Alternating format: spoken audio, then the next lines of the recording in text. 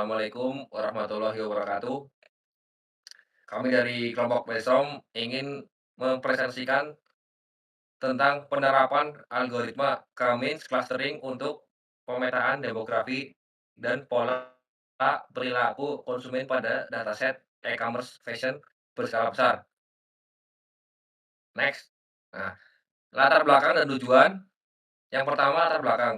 Pesatnya industri e-commerce fashion menghasilkan data kompleks yang sulit dianalisis secara manual atau konvensional.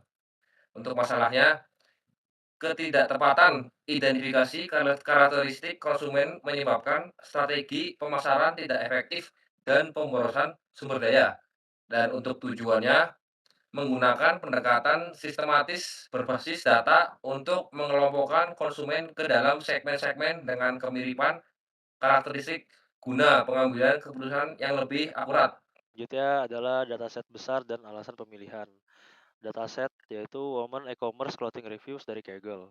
Skala data ada 23.486 baris transaksi dengan atribut kunci seperti age, rating, review, teks, dan kategori produk. Alasan pemilihan, dataset ini memiliki volume, variasi, dan kompleksitas yang mempresentasikan perilaku nyata konsumen di industri fashion, sehingga ideal untuk implementasi big data analitik. Selanjutnya, berikut adalah tampilan website Kaggle yang di mana sabar. Berikut adalah tampilan website Kaggle yang dimana kita bisa mendownload dataset mentah yang belum diolah. Selanjutnya, pre-processing dan analitik big data. Teknologi menggunakan alur kerja big data pipeline dengan PySpark di Google Colab untuk efisiensi skala besar. Selanjutnya ada data engineering, handling missing values, menghapus baris nol pada kolom kritis dan melakukan imputasi pada kolom judul yang kosong. Selanjutnya, tipe casting, konversi eksplisit tipe data, misal edge ke integer, untuk mencegah error komputasi Spark. Selanjutnya, fitur scaling menormalisasi fitur numerik, menggunakan min-max scaler agar fitur berskala besar tidak mendominasi fitur kecil. Oke, next. Selanjutnya selanjutnya ada EDA, Exploratory Data Analysis, dan Insight. Untuk kondisi data awal ditemukan nilai kosong signifikan pada atribut title 16,2% dan review text 3,5%. Insight pentingnya terdapat variasi luas dalam panjang ulasan yang mengindikasikan tingkat keterlibatan engagement yang berbeda antar pelanggan. Adanya hubungan antar usia pelanggan dengan pemberian rating dan frekuensi feedback positif.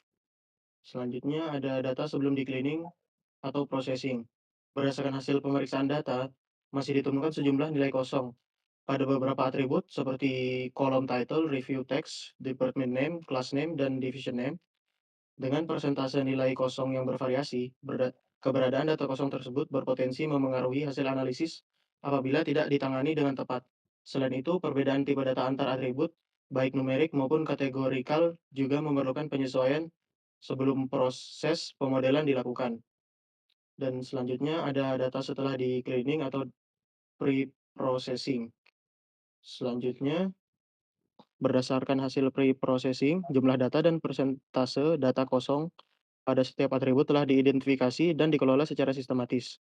Beberapa atribut yang sebelumnya mengandung nilai kosong, seperti age, title, review text, rating, recommended in, serta atribut kategorikal lainnya, telah ditangani melalui metode penghapusan data, pengisian nilai tertentu, atau transformasi data sesuai dengan karakteristik masing-masing atribut.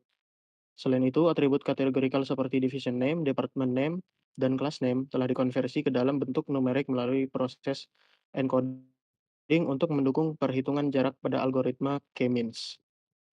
Ya, di sini saya akan menjelaskan model machine learning. Untuk model sendiri, kami memakai algoritma K-means clustering. Untuk alasan penggunaan, efisiensi komputasi tinggi dalam menangani set berskala besar dan sifatnya yang unsupervised, cocok untuk eksplorasi data tanpa label.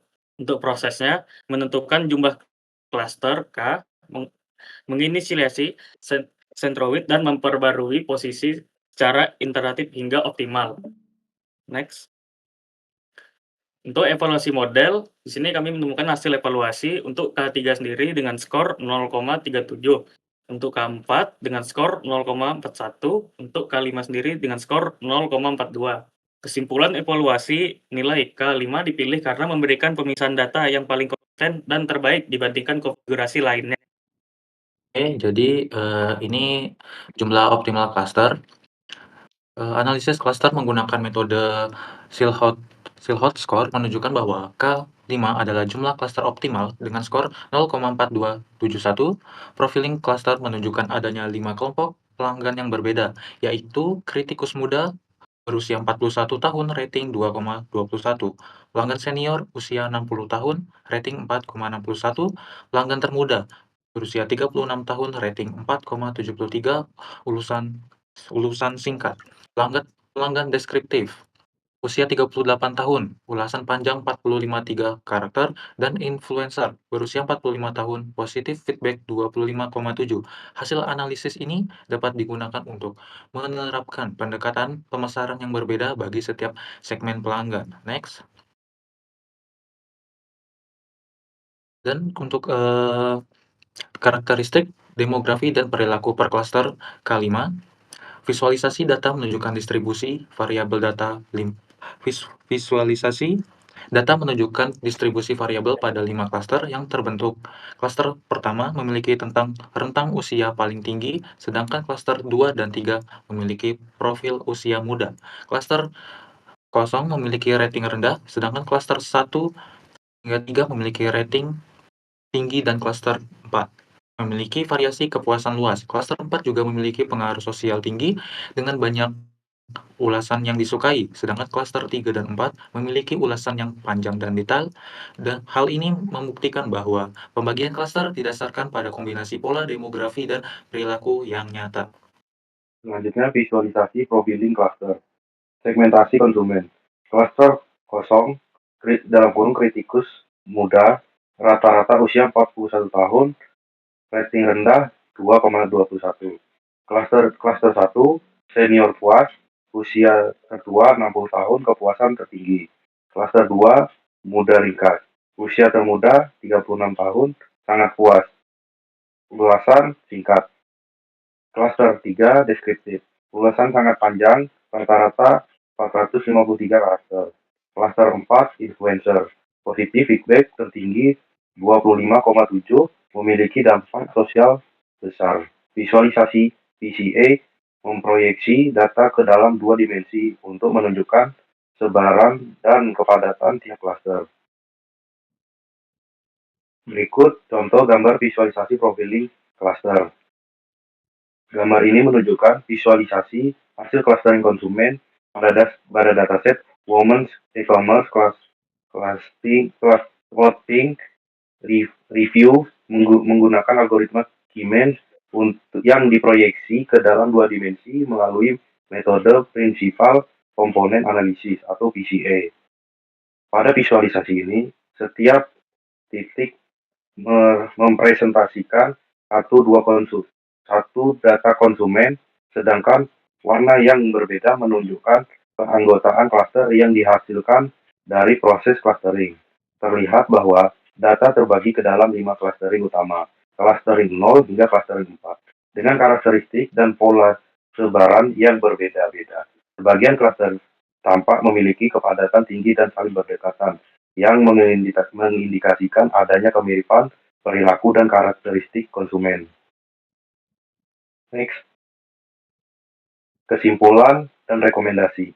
Kesimpulannya, penerapan Siemens pada Big Data secara efektif memetakan profil pelanggan yang kompleks menjadi 5 segmen yang jelas. Rekomendasi strategis ada 3 poin. Cluster 4, influencer, diberikan program loyalitas khusus untuk mempertahankan dampak media sosial. Clustering 0, kritikus muda, fokus pada perbaikan layanan untuk meningkatkan rating rendah mereka. Yang ketiga, personalisasi, beralih dari pemasaran massal ke strategi yang dipersonalisasi berdasarkan karakteristik setiap cluster. Sekian, terima kasih. Mohon maaf bila ada salah kata. Kami akhiri. Wassalamualaikum warahmatullahi wabarakatuh.